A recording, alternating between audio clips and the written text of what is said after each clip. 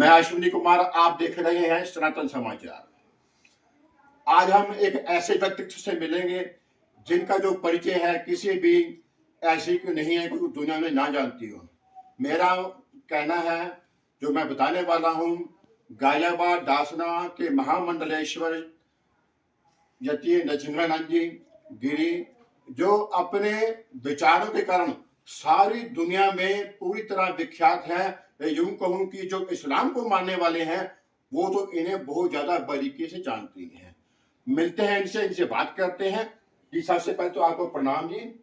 जय हो अश्विनी जी, आपकी जय हो। माँ और महादेव सदैव आपके और आपके परिवार की रक्षा करें। हर हर महादेव, हर हर महादेव, हर हर महादेव। अच्छा महाराज जी, आप इस समय लुधियाना में हैं, पंजाब में हैं। पंजाब की धरती पर आपको जैसे बताया, आपने खुद भी लोगों ने बताया आपको कि यहाँ के हालात कैसे हैं। यहाँ पे हिंदू किस तरह से फंसे हुए हैं। एक तरफ इस्लाम लोग कहते हैं, एक तरफ कहते हैं क्रिश्चियनिटी है, और कई लोग उन संगठनों की या पार्टियों के नाम भी लेते हैं। ऐसी स्थिति में आप, हम हिंदुओं को जो हम पंजाब में है, हमारे बचाव के लिए क्या कहना चाहेंगे?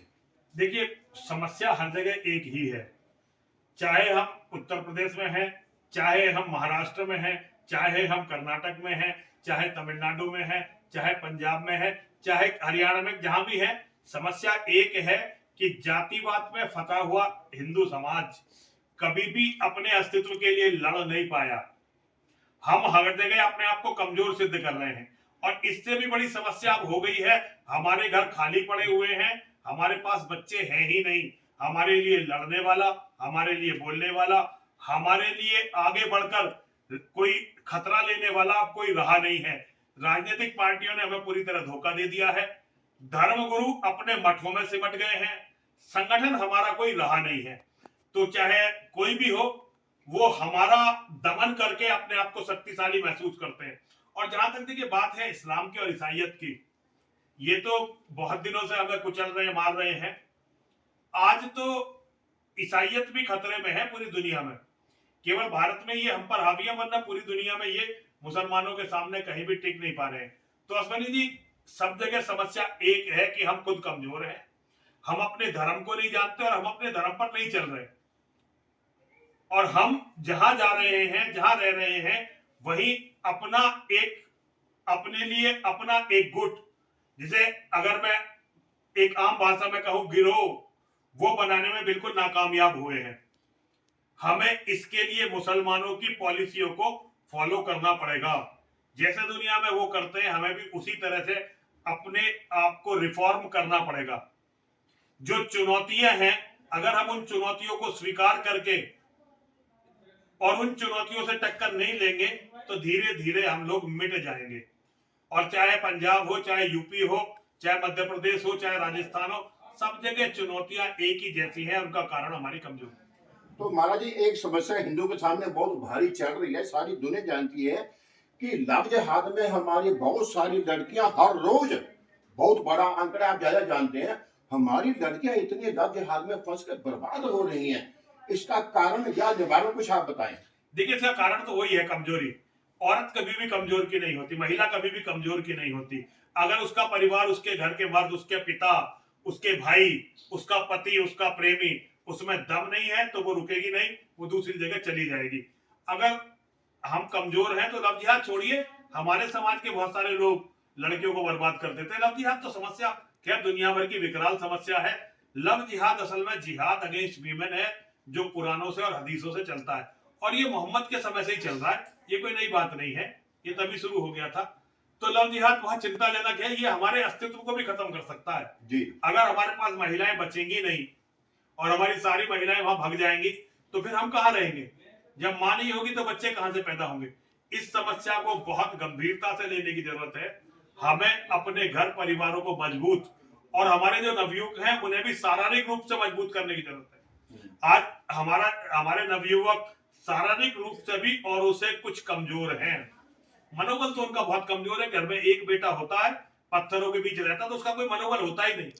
तो जब तक ये एक बेटे की बीमारी रहेगी, हमारे बचने के रास्ते दिन प्रतिदिन मुश्किल होते चले जाएंगे, समस्याएं बढ़ती चली जाएंगी।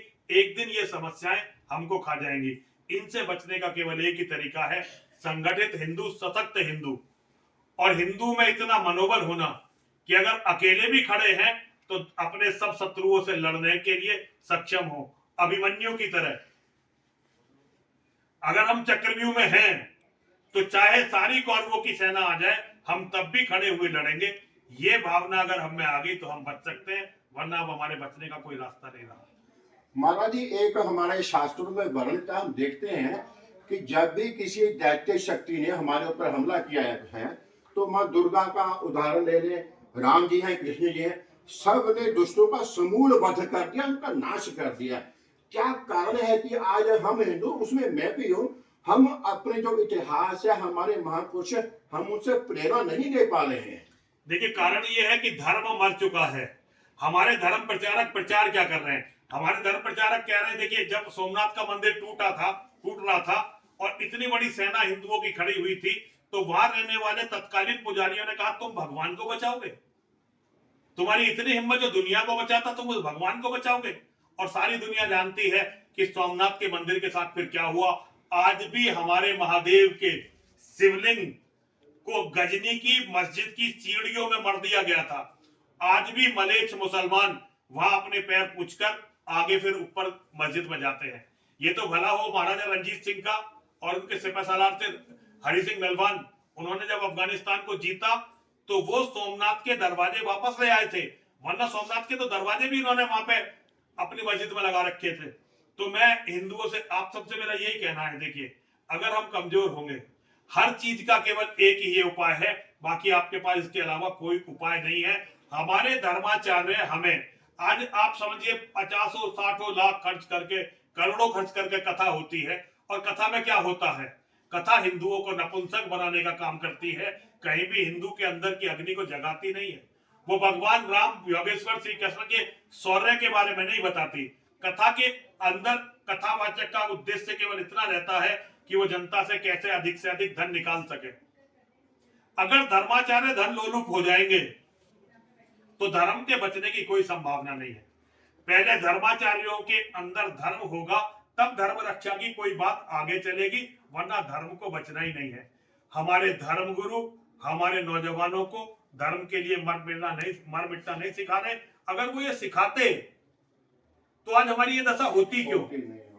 अच्छा महाराज जी, एक और बड़ी चिंता वाली बात है, एज अ हिंदू जब मैं सोचता हूँ, बात करता हूँ लोगों से, तो सभी लोगों के मन में एक विचार है, ऐसी चिंता सभी लोग बात करते हैं कि आज हम किसी कथा वार्ता में जाते हैं, जो भी अपने प्रचारक है, हमें वहां पे केवल नचवाया जाता है, ठुमके लगवाए जाते हैं, और मेरा निजी जो मानना है कि कहीं ना कहीं हम उससे हमारा जो कायरता है वो बढ़ती है, नपुंसकता, उससे हमारे अंदर क्लीवता आ रही है, नपुंसकता आ रही है, जिससे योगेश्वर श्री कृष्ण सनातन धर्म को बचाना चाहते थे जी। उन्होंने अर्जुन से यही तो कहा, हाँ, गीता के 2 अध्याय के 3 श्लोक, क्लैव्यम माइस्मैगम पार्थ, ये जो तुम्हारे अंदर नपुंसकता आ गई है अर्जुन, इससे छुटकारा पाओ, नपुंसक मत बनो, क्लीव मत बनो। और ये कथावाचक, ये कथा करने वाले, एक तो इन्हें धर्माचार्य मत मानिए, ये धर्माचार्य नहीं है, ये एक्टर हैं। जैसे फिल्म के अभिनेता होते हैं उसी तरह के अभिनेता हैं, और उनका लक्ष्य आपके माध्यम से, जनता के माध्यम से धन उपार्जन करना है, धर्म की रक्षा उनका लक्ष्य नहीं है। कुछ अपवाद स्वरूप हैं कुछ अच्छे लोग, लेकिन अधिकतर लोग यही कर रहे हैं। इन्हें धर्माचार्य मानना हमारा सबसे बड़ा पाप है। उनको दिया हुआ पैसा, उनको दिया हुआ दान, वो मनोरंजन की श्रेणी में आता है, वो धर्म की श्रेणी में नहीं आता। जी जी जी।